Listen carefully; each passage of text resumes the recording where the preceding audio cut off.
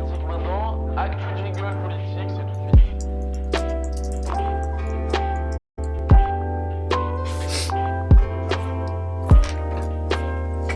Greater than you ask the doorman, dude, what's with all these pubes on the floor? Oh, that, says the doorman. Some homeless guy was in here last night. The doorman doesn't even look at you as he speaks. He just walks past you, not saying anything more.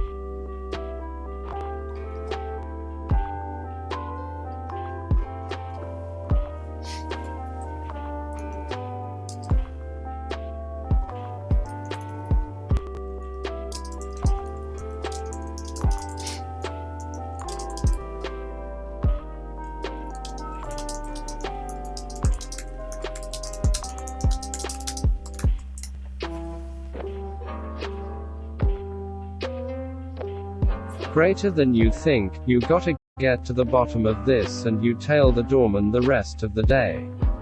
You follow him down to the subway station, then through the city streets. The doorman seems oblivious to your presence, so you decide to tail him for a while longer. You watch him enter a building called Shady Towers, and find yourself wondering if it has anything to do with the mysterious pup.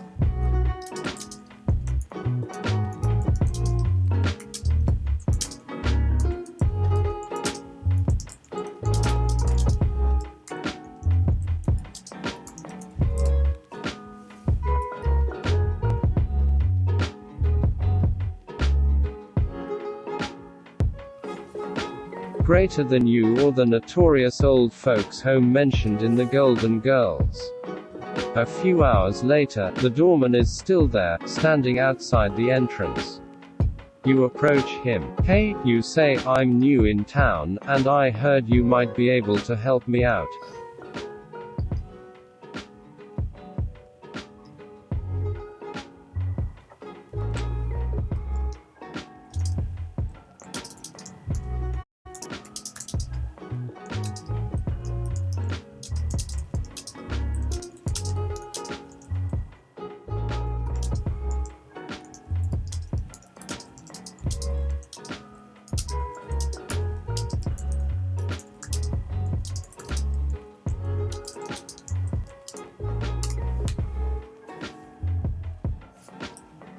Greater than you need to find the new batches of those 23 and UTYPR testing kits, but you also wanna know how deeply do they assess your DNA.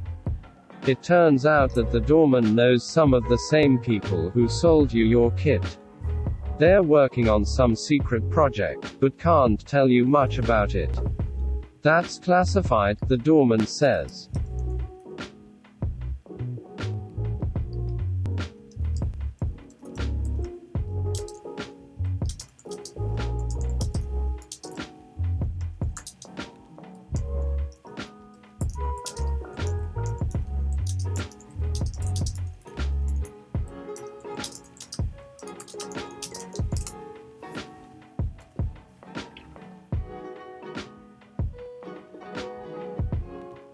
Greater than you ask, classified, can you confirm or deny anything beating around the bush near it?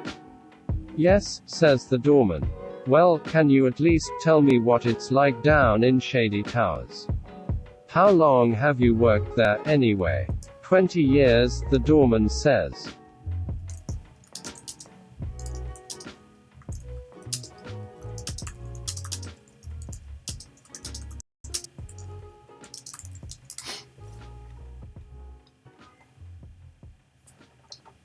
Greater than you ask, what's the thing people most have to watch out for while there? The doorman tells you that it's a big place, and the security guards are brutal. The inmates there have been known to break into other buildings in the neighborhood and terrorize the residents. They don't like visitors much either, the doorman adds.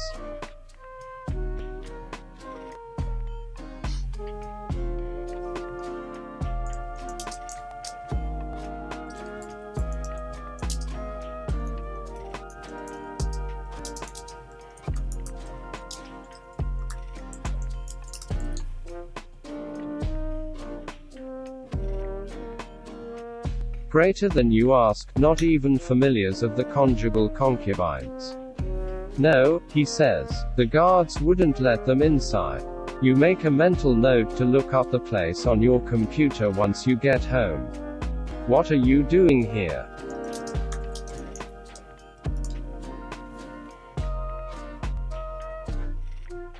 Greater than you ask, I live here. You hear someone shouting from the top of the stairs and realize that the doorman is looking at you with a mix of surprise and disgust. He turns and runs off. What was that all about?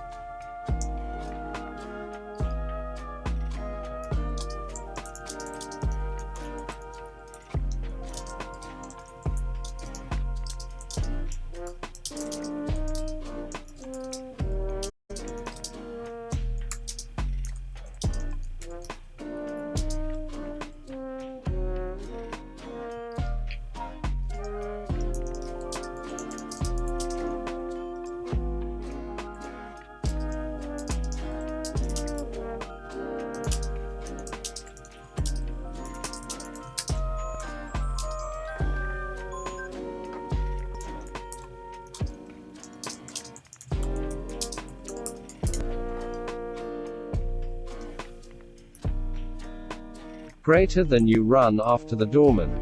No time to not push people out of your way. People's aunts and grandmas alike. I'm sorry, you say as you walk by him. Did you want something? He stops in his tracks and stares at you, then shakes his head. Sorry, man, he mutters, I thought you were one of those people from Shady Towers.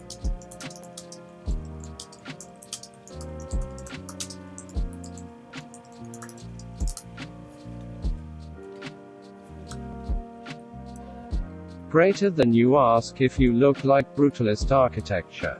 You know what they call the guy who keeps people away from Shady Towers. No, you say. What's that? The doorman, he says. And I guess you must be him, too.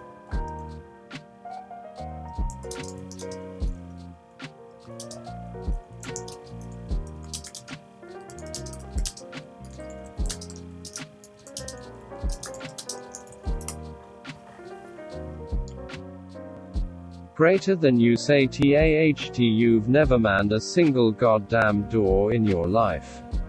So why did you say I looked like a doorman? Because you're a doorman, he says. The doorman for Shady Towers. What makes you think that?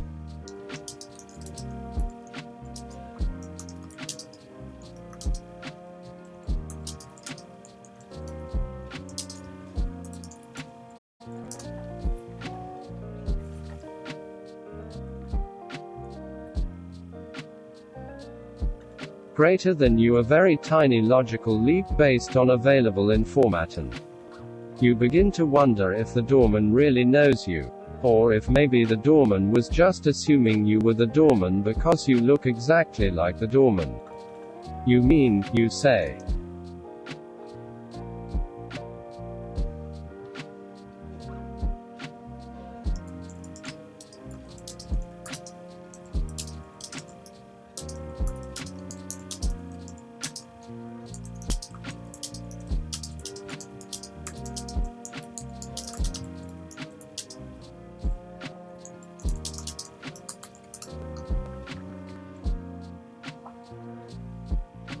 Greater than you wonder how many people in your life have ever looked like you and note how exact the answer springs to mind.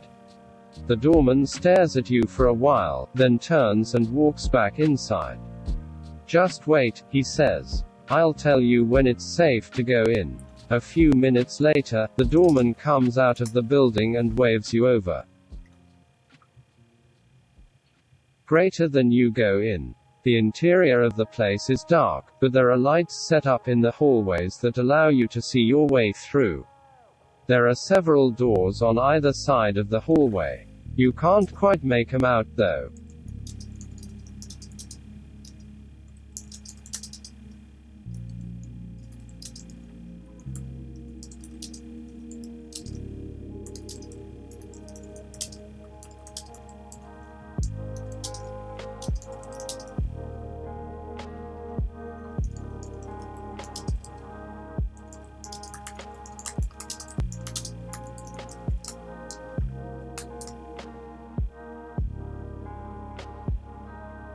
Greater than you ask why it is so dark for a rental residential space. Do people like Ominoius as their abstract moat surrounding their homes? Don't worry about that, the doorman says. You're not going to be able to see anything anyway. I'm sorry, you say. But you said you wanted to show me something, right?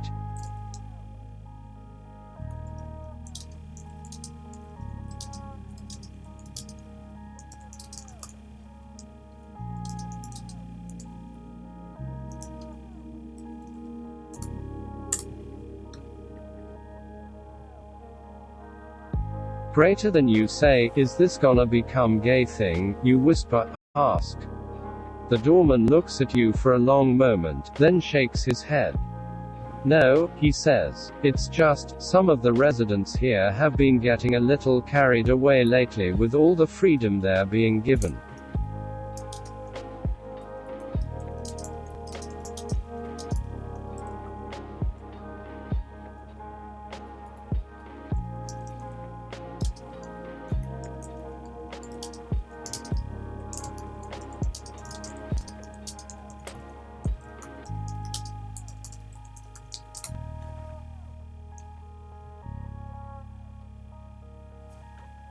Greater than you ask if it is unusual freedom not available to all us green-blooded citizens.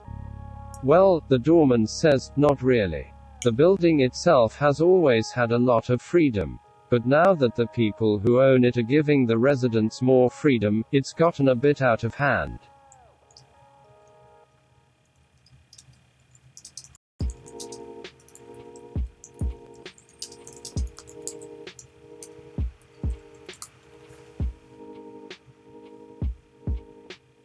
Greater than you ask what these more freedoms are exactly. The building has always had an open policy when it comes to sexuality and race and all those things, he says. The residents don't get punished or anything if they have a partner from a different race or sexual orientation, for example.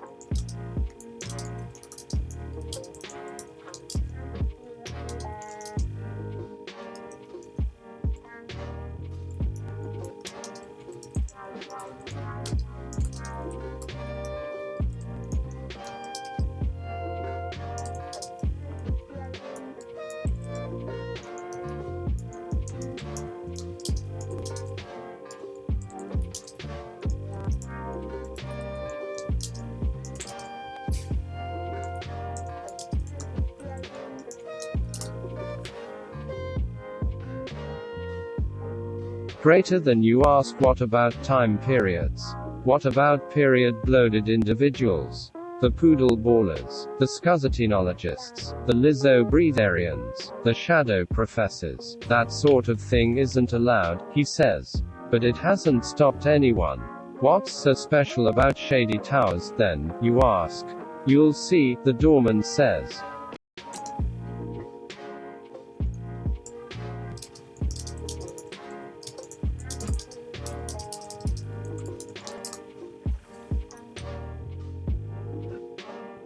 Greater than you ask, let you guess, it's the shade. It's the shade, he says. Everyone calls it that. I've never seen anything like it before.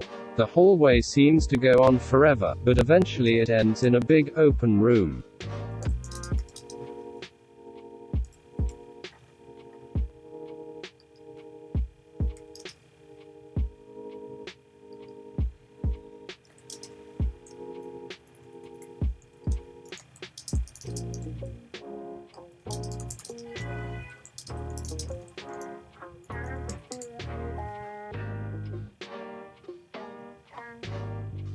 Greater than you ask what do people talk about when they talk about Shafe.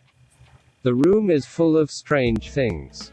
There are shelves with bottles of colored liquids and strange tools hanging from the walls. They don't really talk about it, the doorman says. But you can tell what they're talking about by looking at the stuff.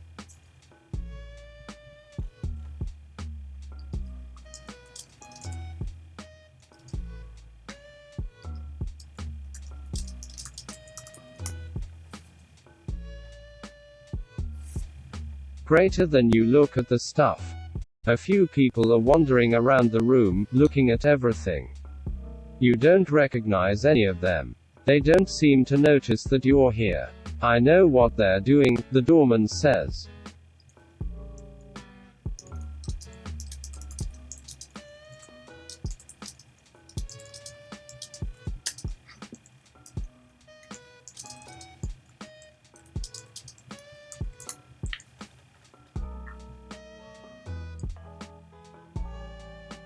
Greater than you ask what they are doing, then asl the doorman what the doorman is doing. The doorman walks over and takes down one of the strange tools hanging from the wall. He holds it up for a moment, then tosses it to you. Here, he says. This will help. It's a tool about the size of your pinky finger, and it looks like a sharpened piece of metal. You hold it in front of yourself.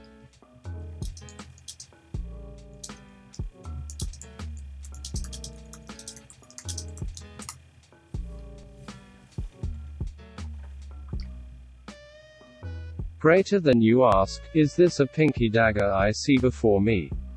Yes, he says. You ask him, what is this thing used for? Why would anyone want to use it? I don't know, he says. But you can make anything out of it. Just try it. You look around the room again. The people seem to be paying no attention to you or the doorman.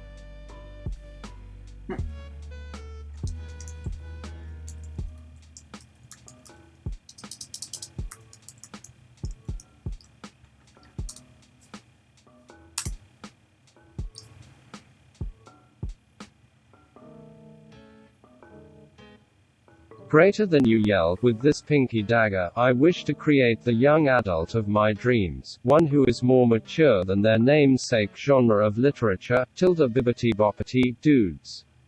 The people in the room look at you and the doorman for a while. Then one of them comes over and hands you a glass of liquid. Drink it, the doorman says. As you drink it, the world starts to blur around the edges. It's almost like everything is getting bigger and more detailed. You feel as if you are inside the bottle of the liquid.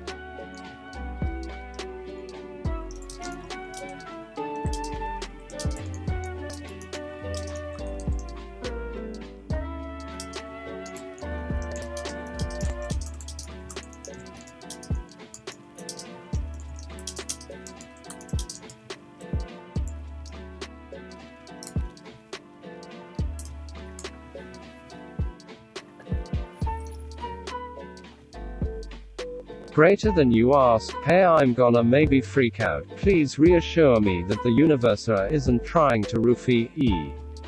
The drink, the doorman says. It's just a medicine. A medicine, you say.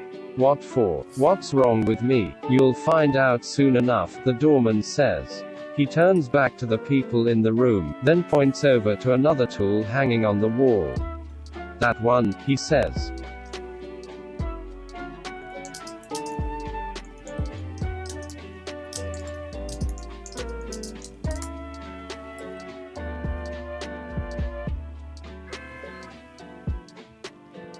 Greater than you ask, let me grab it, here, what is it?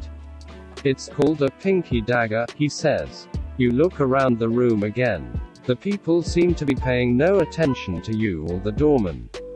This is it, you say. What does it do? It lets you do whatever you want, he says. The doorman walks over to a man in the corner.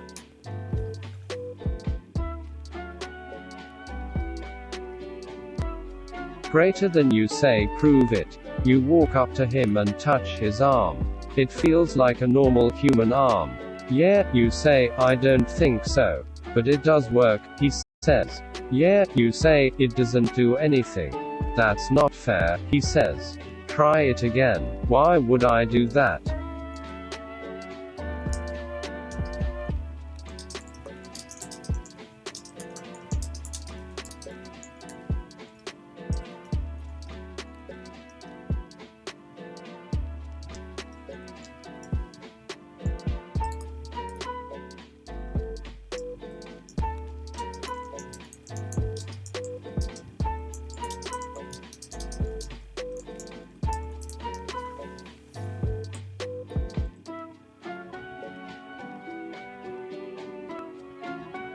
Greater than you say, cause maybe I'm the young adult of your dreams.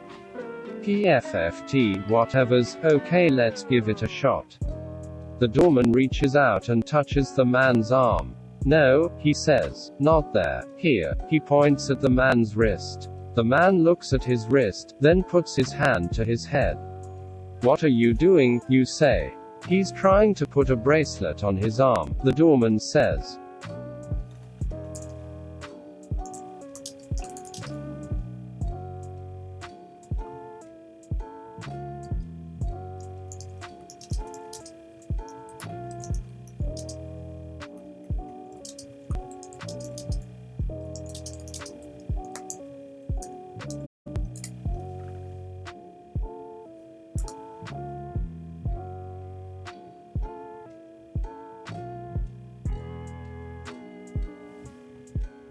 Greater than you ask, aren't there alternative places to put that bracelet? I guess, sir, the doorman says. But you should try to be as close to the heart as possible. The doorman grabs the man's arm and twists it back towards his chest, then pushes the man down onto the ground. See, he says, it worked. Where did you learn this, you ask? I'm a magician, he says. And you're not the first person who has ever asked me about this.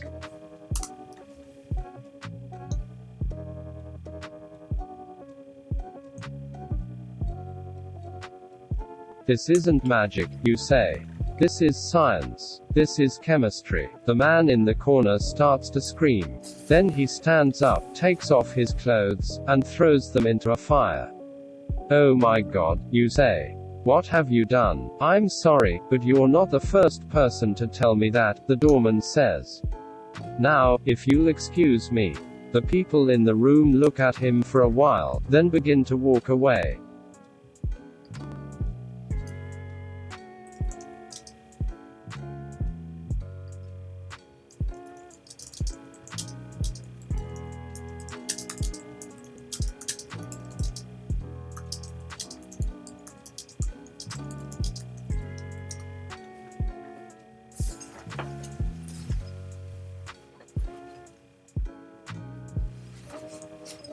Greater than you begun to make a scene the likes of which no one present has ever seen.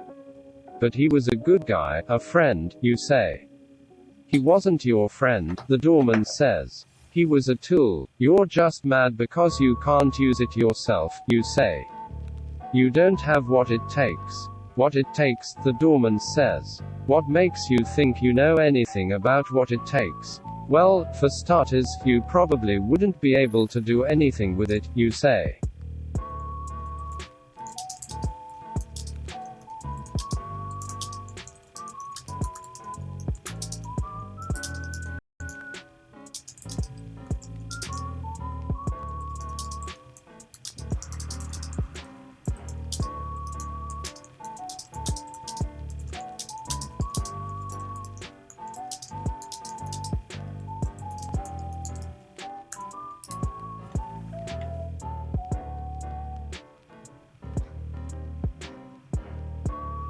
Greater than you convince the doorman via inverse psychology to test the damn pinky dagger out for himself. Let's see if he gives away knowledge at his deep dives.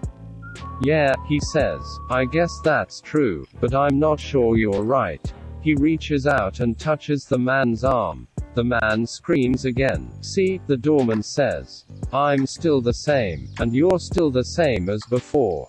But he's naked, you say. And he's covered in blood. He was covered in blood when you met him, the doorman says.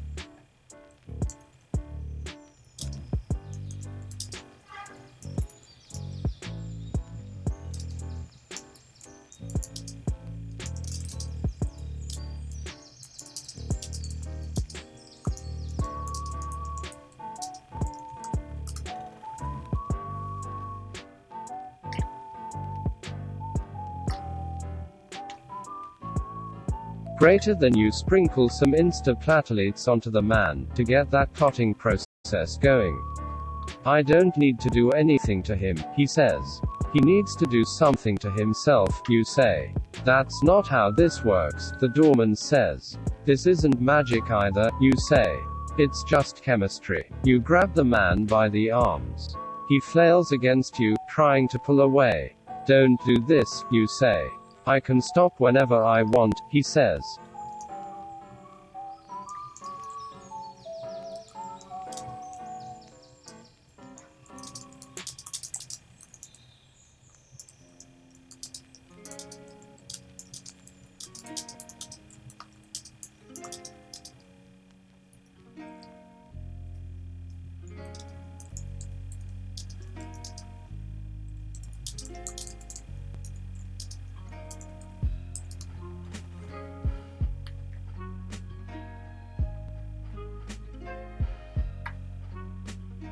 Greater than you sprinkle the rest of the Instaplatelets onto him to see if it binds into a hardness that makes him stand still.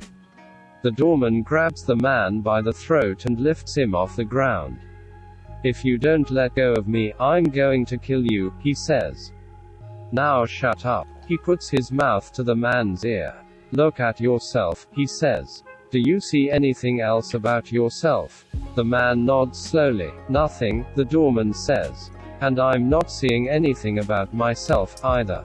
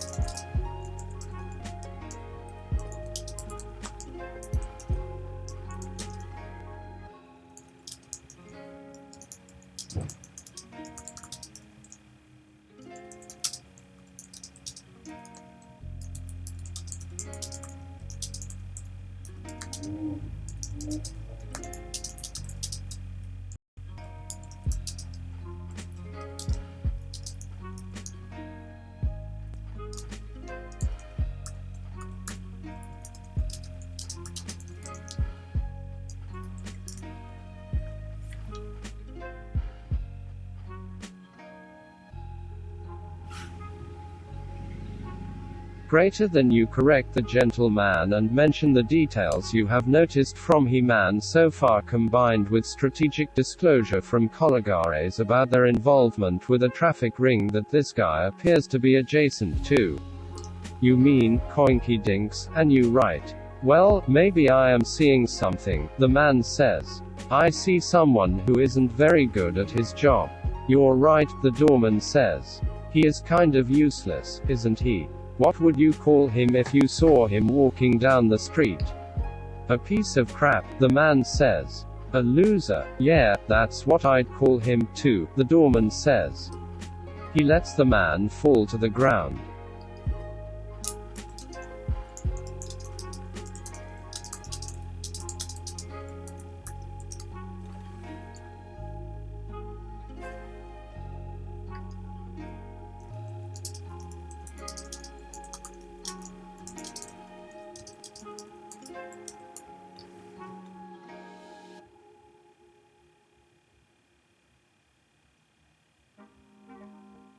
Greater than you yell, don't forget to mention that he's a pussy.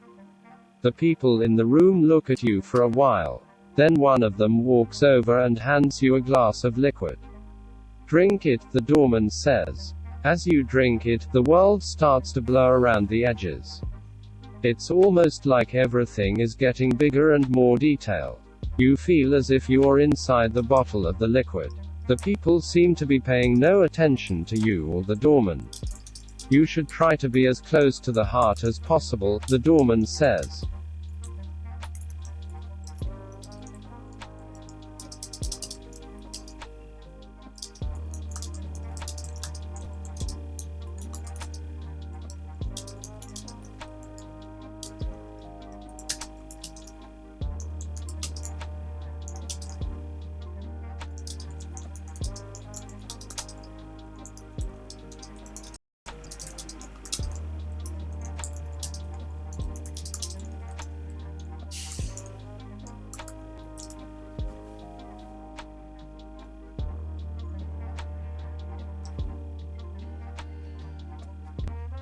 Greater than you say, oh, this seems to be scopolamine. The zombie. And just like that, your mouth binds into place. And you team are in various stages of dress, but in the same advanced stage of paralysis.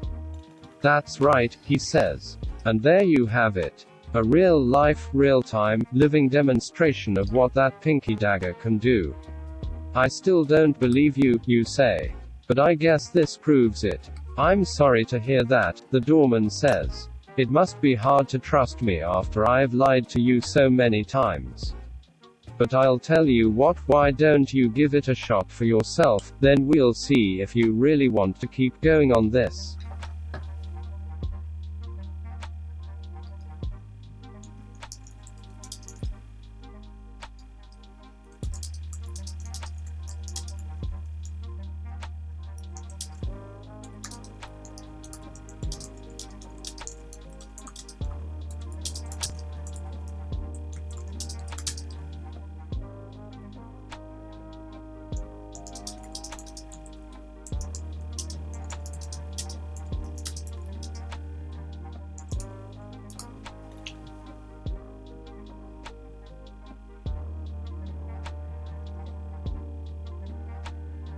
Greater than you make up for lost time by drenching him on cordial lies and dissonance and out-and-out falsities with a bit of myth.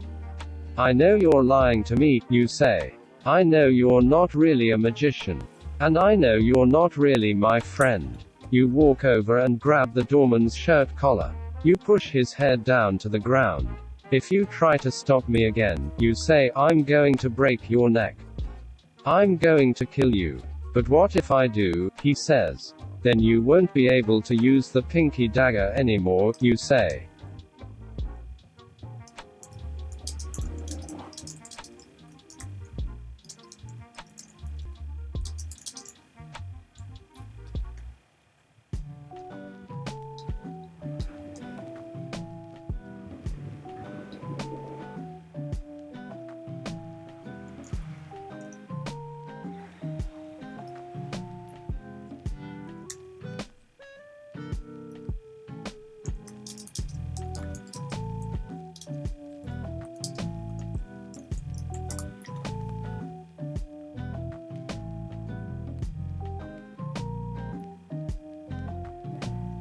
Greater than you stab him in the pinky, that's the citizen of City 49's promise.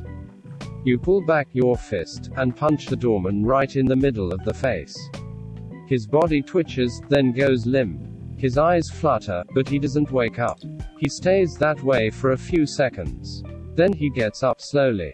Oh, sorry about that, you say.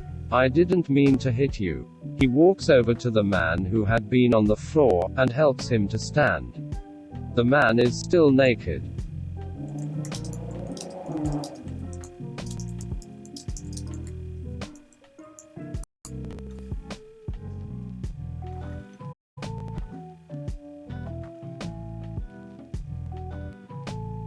Greater than you hand him some paper towels to wear. The doorman hands the man a towel. Are you sure you should be touching me like that, you say? Yeah, the doorman says. I think I'm good, so you're saying you can't touch me either, you say. And you're not really a friend. Yeah, I guess, he says. You grab him by the shirt and shake him. Why did you do that? You know how hard it was to get this stuff.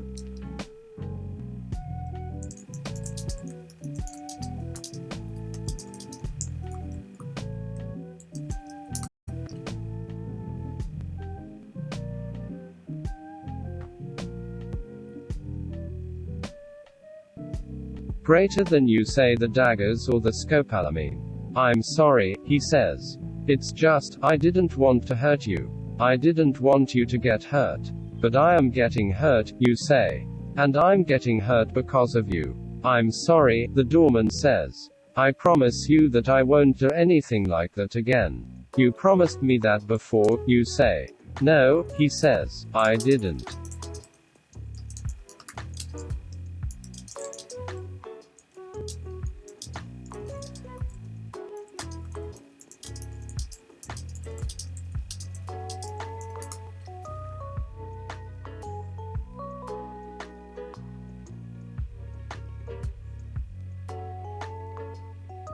Greater than you say now you are gaslighting. Do that again and this pinky dagger goes into your pee hole. What do you mean? No. You said it yourself. I didn't want you to get hurt. That's what friends do for each other. We're not friends, you say. We never were friends. You've lied to me since the very first day we met. No, he says. That's not true. We used to be friends. We hung out together all the time. It wasn't until you found out that I knew about your secret that you started to hate me.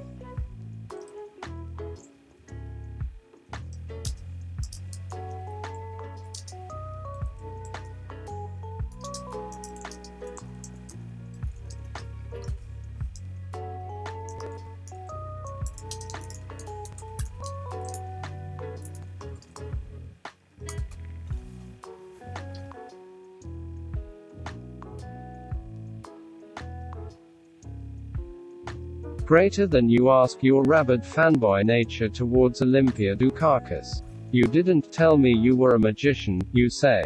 Yes I did, he says. And you never told me that you're a drug dealer, you say. Yes I did, he says. And you never told me that you were the man who kidnapped my girlfriend and tortured her to death, you say. Yes I did, he says. And you never told me that you were the man who murdered my girlfriend and tortured her to death, you say.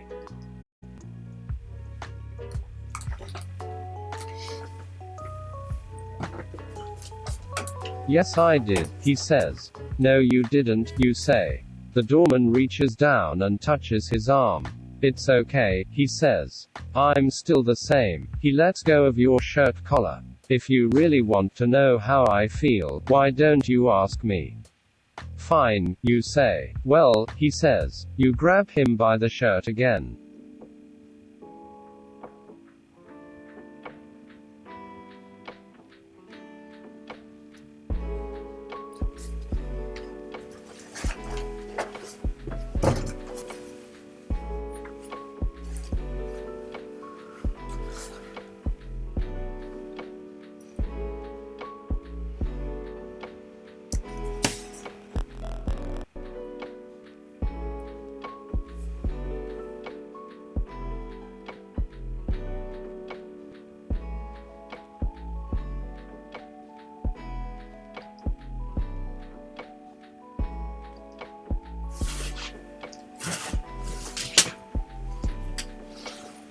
You shake him. Why are you doing this? What do you care about me? I'm trying to save you from getting hurt, he says. But you won't listen, and now I can't help you anymore. How? You say. I already told you. You don't have what it takes. That's not true, he says. You punch the doorman in the face again. He falls to the ground.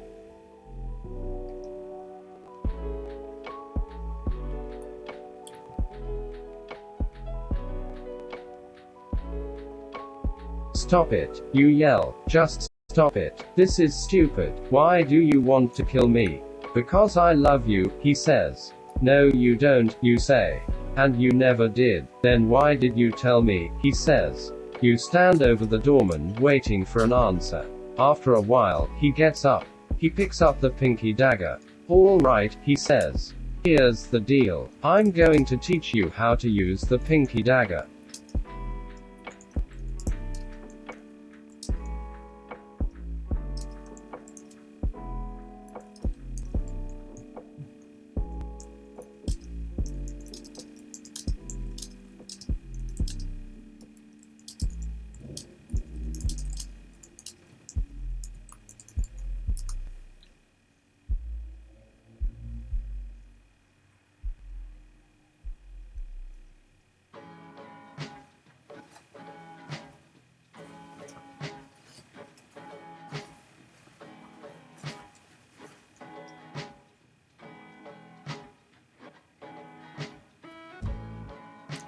Greater than you. The UCB teacher goes, okay guys, you shall start to tie up all the loose ends before the big punchline. The doorman hands you the knife. This is how you make your first cut, he says. First you have to get into the right frame of mind. You need to relax and get comfortable. If you don't do this part right, then everything else won't work. What kind of frame of mind do you want me in, you say? You need to be calm and relaxed, he says. You should imagine that you're floating down a river in the middle of the night. It's raining hard outside, but it's warm.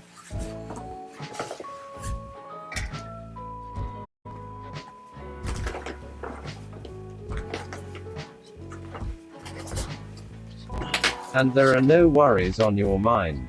No cares in the world. He points to the floor next to him. Lay down, he says. I'm not doing anything, you say. You will, he says. You lay down. Now you just close your eyes and breathe slowly, the doorman says. You want me to go to sleep? Yes, he says. Just try to clear your mind. You try to think of nothing. You should feel very sleepy, the doorman says.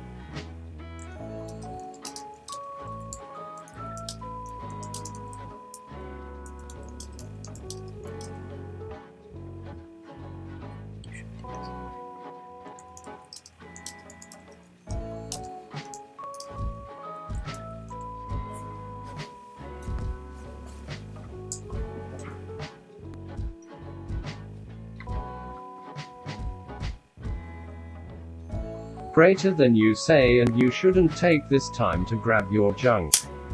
It's rude. Are you still awake? The doorman says. Or have you fallen asleep? You might need to take a nap, or you'll never learn how to use this thing. You hear him walking around. You open your eyes and see that he is looking at the pinky dagger. Let's just start with a cut, he says. You can practice the rest later. All right, you say. He puts the knife into your hand, and puts his hands over yours. If you're really trying to cut someone, he says, then you need to hold it like this.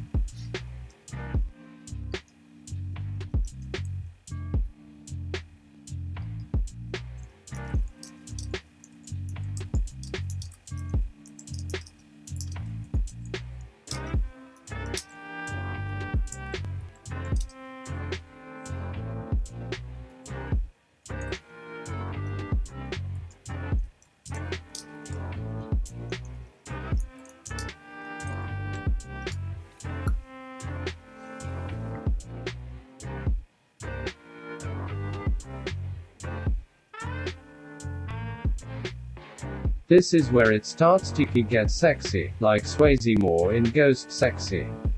The doorman leans over you and puts his hands on your chest. Don't be scared, he says. He closes his eyes. You move your left hand down to your crotch. Your heart races as you think about what's going to happen next. The doorman takes a deep breath. His lips are trembling. He looks back at you and smiles. You pull the pinky dagger out of the box. It's cold in your hand. You turn toward the doorman and look down. You bring the blade up to his neck.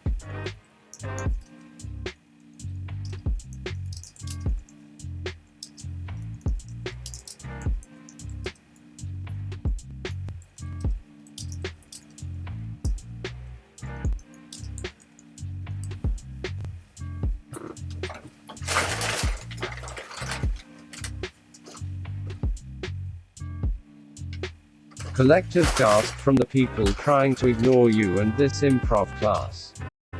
You press the blade against his skin. The doorman gasps. He closes his eyes. You're doing great, he says. He opens his eyes. Just relax and enjoy the pain, he says. It will only hurt for a second. You push the blade against the doorman's throat. Oh, he says. That's. You take your right hand away from your crotch and hold the pinky dagger with both hands. I don't know what that is, he says.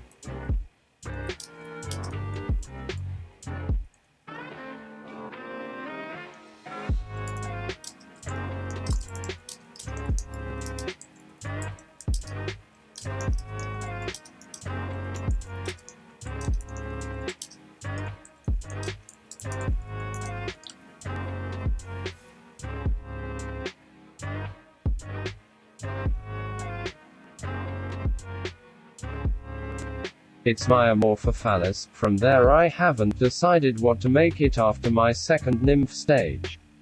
That's not true, you say. The doorman's body shakes as you plunge the knife into him. A moment later, you hear the doorman let out a gurgling sound. He collapses onto his side. You turn back to see that he has died. Blood drips from the edge of the knife. Was it supposed to do that, you ask?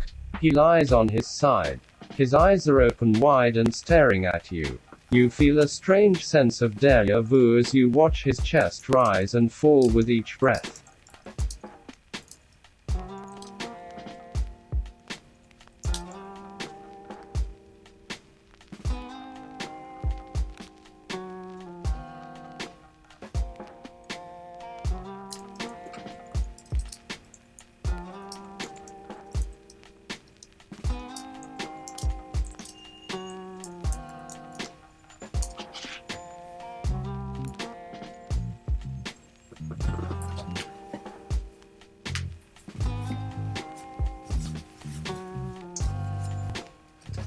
Say to him, and that's why you don't downplay a person's truth. You got that class. And say to him, and that's why you shouldn't give a man an orgasm. You walk over to the doorman. You press your hand against his cheek. His face is warm. He's still alive. What should I do, you say. You move the knife away from his throat. He gasps. You push the blade back in again, and then pull it out. You push the tip of the blade against his neck. The blood from the cut drips down the side of the knife. You're so much more than just a drug dealer, you say.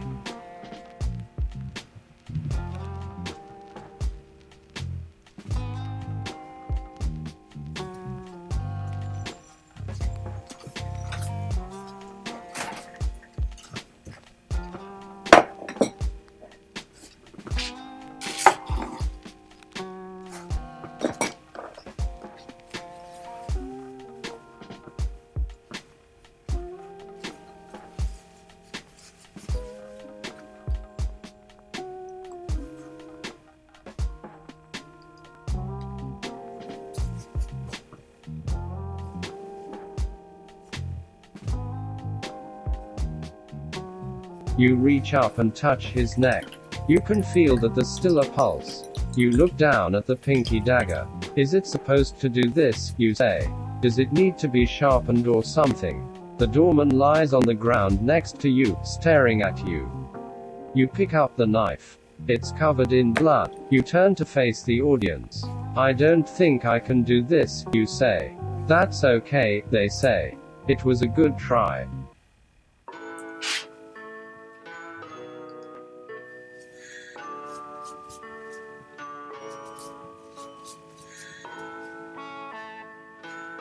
You walk back to the stage. You take a deep breath. You put your hand on the doorman's chest. This is it, you say. You bring the blade up to his throat. You close your eyes and think about what you'll tell the people when they ask you how you did it. He died of natural causes, you say. Nothing to worry about. It wasn't anything that you did wrong. You press the blade into the doorman's throat. You hear a gurgling sound.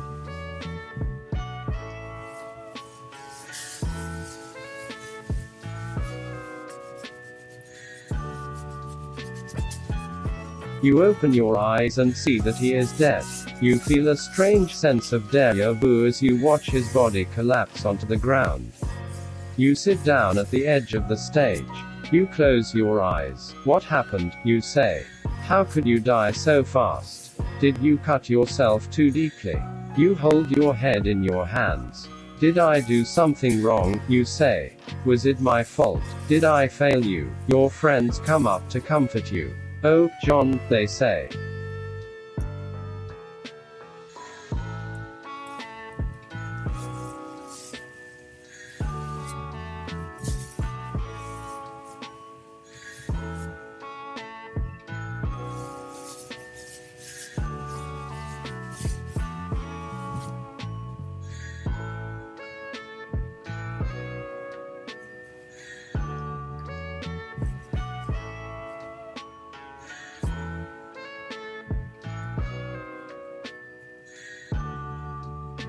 They hug you, they pat your back, you lean your head against their shoulders. It wasn't your fault, one of them says. He was always sickly, another one of your friends says. That's why you were trying to help him, right? I think I can handle this, you say. Are you sure? They say. If there's anything we can do, it's all right, you say. But you know that if you ever want to talk to us, no, you say.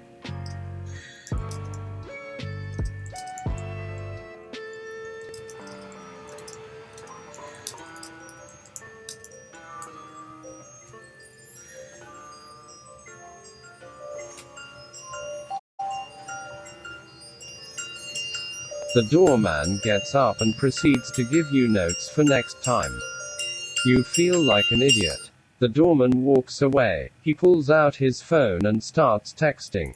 Say, and now we move on to our second character, the doorman. You stand up and walk toward the doorman. The audience gasps. They're all watching you. Hey, you say, how about you just sit back down so that I don't have to yell at you for making me look bad? You feel your heart beating faster. You put your hand on the doorman's chest and take a deep breath.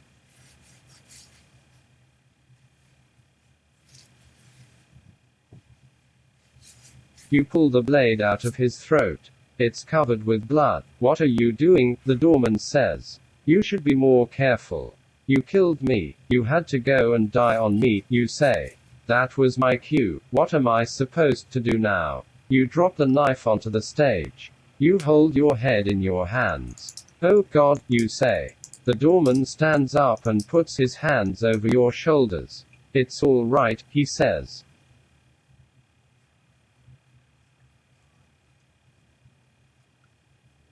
What would Stella Adler do? You think to yourself, this isn't working, you say. I'm not cut out for this, you say.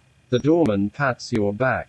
He pulls you closer. That's okay, he says. We all start somewhere. It doesn't matter how bad it gets, we'll get through it together. The doorman leans over and kisses you on the forehead. Thanks for trying, you say.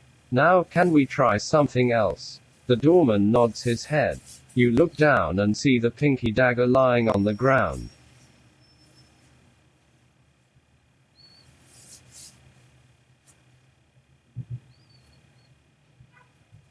You pick it up. You're still alive, you say. Why didn't that kill you? I was a little drunk, the doorman says. Let's do that again, you say. You close your eyes and take a deep breath. You put your hand on the doorman's chest. You press the blade into his throat. Don't worry, you say. You won't die. You press the blade deeper and hold the doorman's head up against his neck. You hear a gurgling sound as you plunge the blade into him.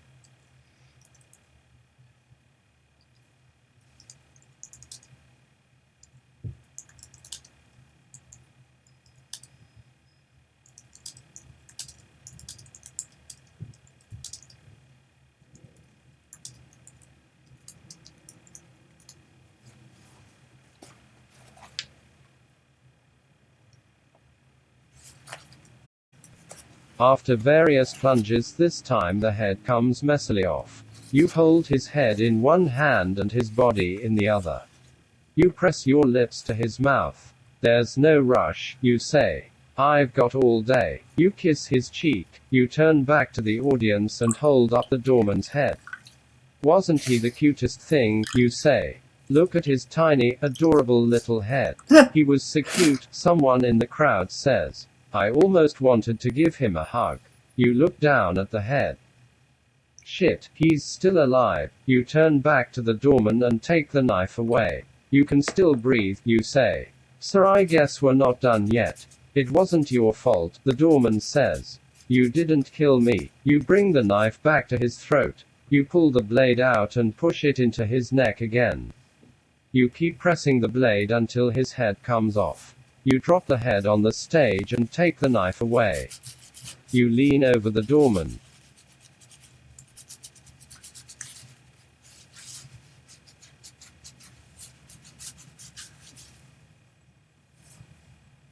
This is what happens when you try to cheat death, you say. It just makes you more of a monster. Let's do this one more time. This time, I'll show you how it's really done. You look down at the headless corpse. The blood from the head has run down onto his chest. You take the knife away. This was such an incredible experience, you say. You turn back to the audience and hold up the head. You should see him without his head, you say. The audience gasps.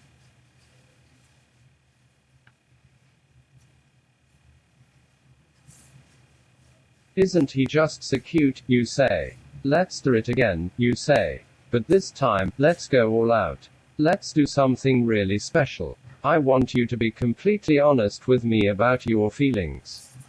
You walk back to the edge of the stage. I need to know that you're telling the truth, you say. If there's anything I don't like, you won't be allowed to play.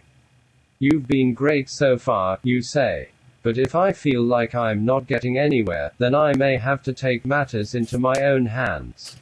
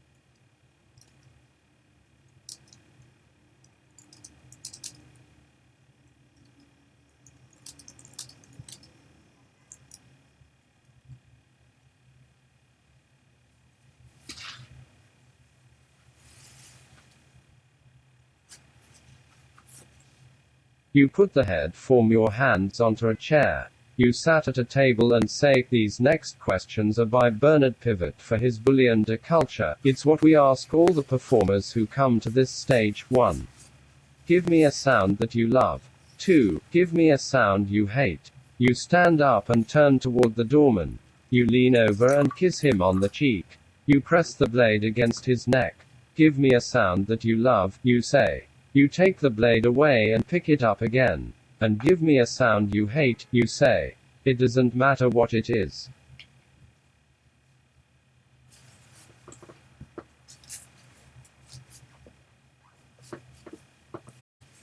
You put the head from your hands onto a chair. You sat at a table and say, these next questions are by Bernard Pivot for his Boolean de Culture. It's what we ask all the performers who come to this stage. 1. Give me a sound that you love. 2. Give me a sound you hate. You sit in a chair. You look up at the audience. You put your hands behind your back. You smile. You begin. The first thing I can think of is a sound that makes me cringe, you say. And the sound is the sound of fingernails scraping against a blackboard. That's the worst sound in the world. The second thing is the sound of someone ripping off the tag on a brand new box of cereal. That one's pretty close, you say.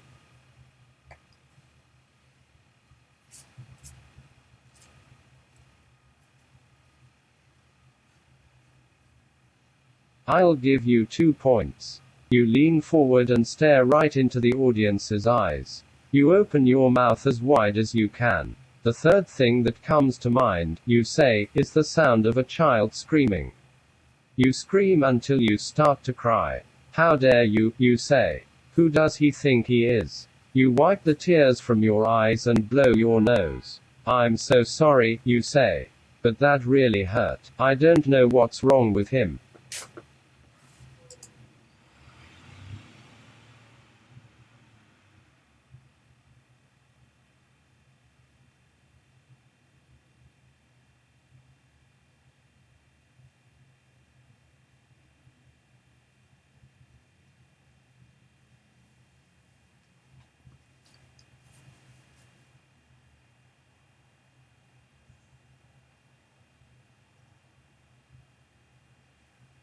He must have a screw loose somewhere. Or maybe his mother didn't love him enough. Either way, that little boy needs to be punished. You put your face in your hands. You rub your cheeks. You take a deep breath and say, okay. Now for the final question. What sound makes you feel alive? You take the knife away and put it back on the table. You take a deep breath. You stand up and walk toward the doorman. What makes me feel alive, you say. You touch his neck.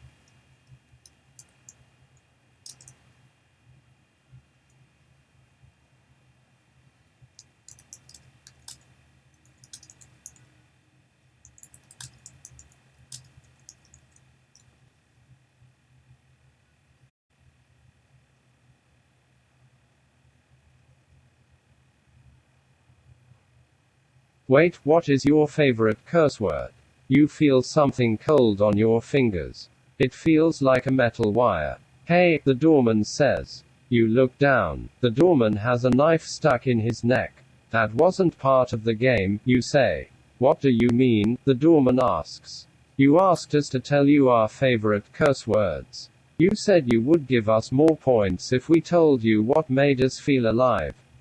Sir, I told you, but that wasn't the right answer, was it? You look down at the knife.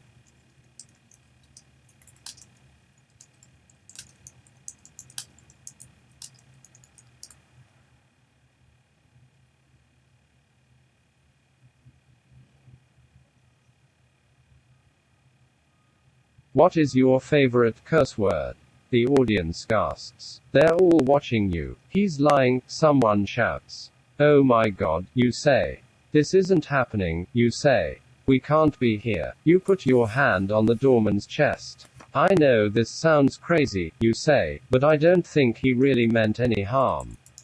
You pull the knife out of his neck. It's covered with blood. This was such an incredible experience, you say. You walk toward the doorman.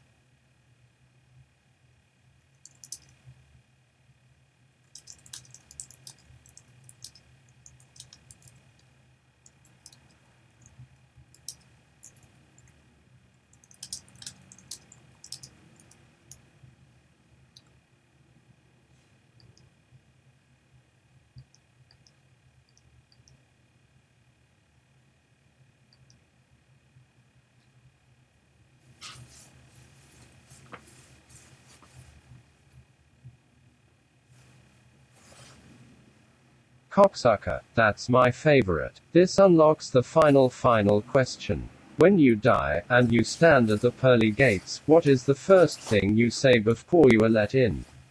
You take the doorman by the hand. You pull him up to his feet. My favorite curse word is cocksucker, you say. And that's how I feel about you right now. Whoa, says someone in the crowd. You pull the doorman to your face and kiss him on the cheek. You hold up his head. That was a little more than I was expecting, you say. But I'm willing to give it one more try. This time, though, I want you to answer the question properly.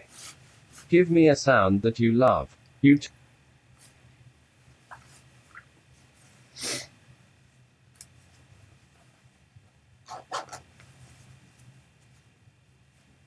Cocksucker, that's my favorite. This unlocks the final question. When you die, and you stand at the pearly gates, what is the first thing you say before you are let in?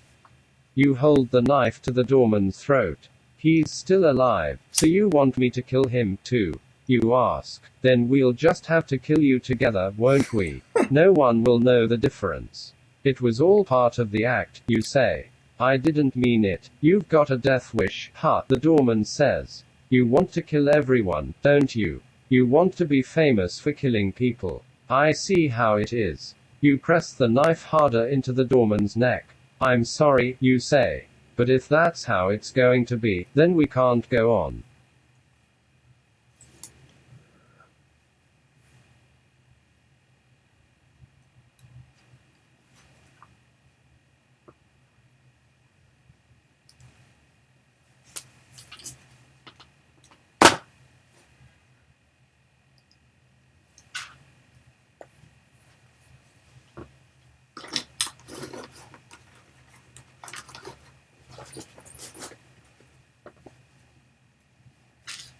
You push the doorman back.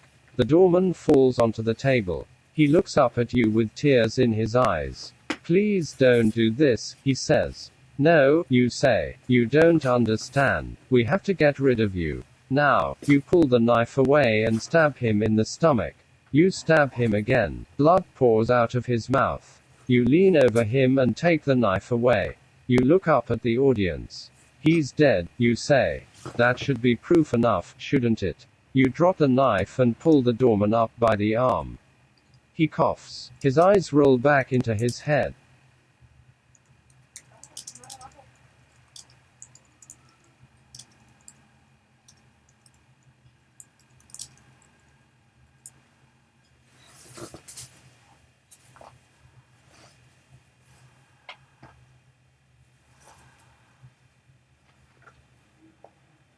You didn't answer the final question, the audience says. What, you say? Did you want me to kill him? Was that it? You want me to kill myself? Are you crazy? The doorman tries to talk.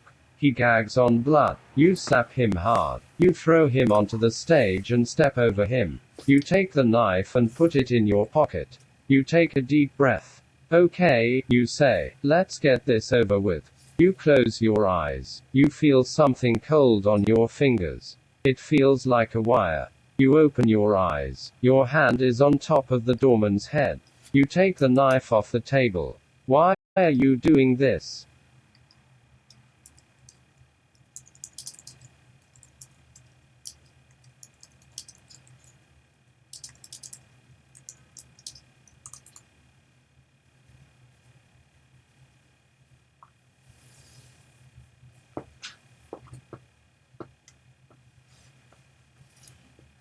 Answer the question. Audience says and repeats, when you die, and you stand at the pearly gates, what is the first thing you say before you are let in? You pull the knife away and put it back on the table.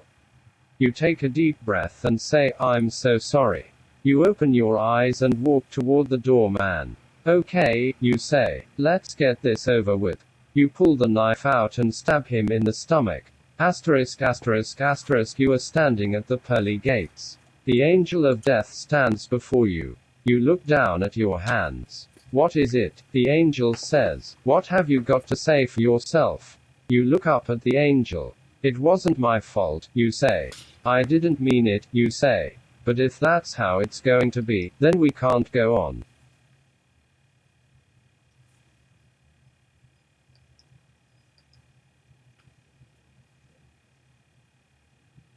Please don't do this, you say. You don't understand. We have to get rid of you. Now, you pull the knife out and stab him in the stomach. You push the doorman back.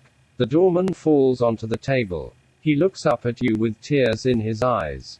Please don't do this, he says. You don't understand. We have to get rid of you. Now, you take the knife off the table. Okay, you say. Let's get this over with. You pull the knife away and put it back on the table. You take a deep breath and say, I'm so sorry. You open your eyes and walk toward the doorman. Angel of death, we've seen this already enough now. Audience says, what is the last thing you remember before waking up in the hospital? You feel something cold on your fingers. It feels like a wire. You open your eyes. Your hand is on top of the doorman's head. You take the knife off the table. Why are you doing this, you ask. What, you say. Did you want me to kill him? Was that it? You want me to kill myself?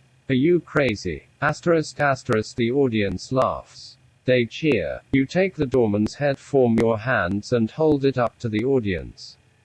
You should see him without his head, you say. The audience gasps.